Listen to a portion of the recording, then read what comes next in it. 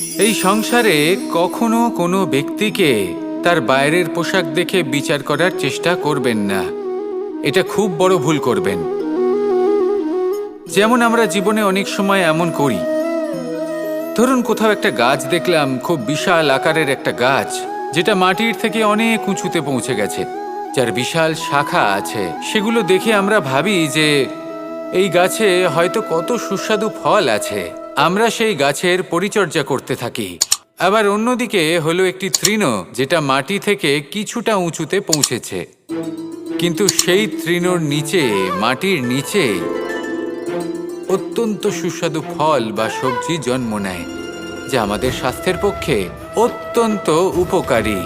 সেই জন্য কখনো আবরণ দেখে কাউকে বিচার করতে চেষ্টা করবেন না। তার বদলে এটা বোঝার চেষ্টা করুন যে আপনার সামনে যে ব্যক্তি আছে বা বস্তু আছে, তার বিশেষত্ব কি।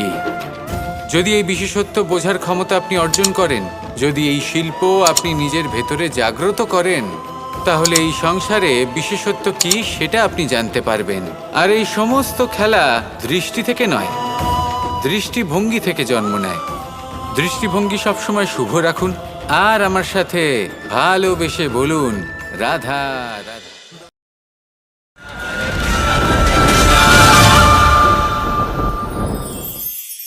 কখনো কখনো আমরা অনেক কিছু ভাবি,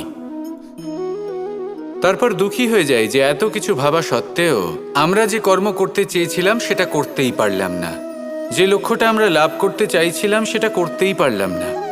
আমরা সংসারের সামনে এটা ঘোষণা করে ফেলি, কথা দিয়ে ফেলি যে এই কর্ম আমি করে দেখাবো, এই সাফল্য আমি প্রাপ্ত করেই ছাড়ব, কিন্তু করতেই পারি না।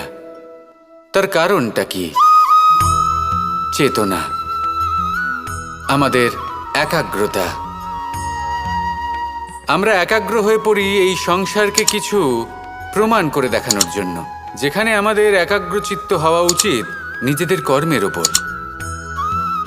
কোনো বস্তু বা কোনো সাফল্যের কামনা করা, তার জন্য পরিকল্পনা করা, তার জন্য কর্ম করা আর তা প্রাপ্ত করা, এটা আমাদের কর্তব্য। আর আমাদের মনোযোগ শুধু সেদিকেই কেন্দ্রীভূত হওয়া প্রয়োজনীয়। এই সংসারকে বলার কোনো প্রয়োজন নেই। একবার যদি আপনি কর্ম করে দেখান, তাহলে সংসার এমনিও দেখতে পাবে। সেই জন্য প্রতিশ্রুতি দেবার পরিবর্তে দৃঢ় সংকল্প করে অগ্রসর হতে থাকুন।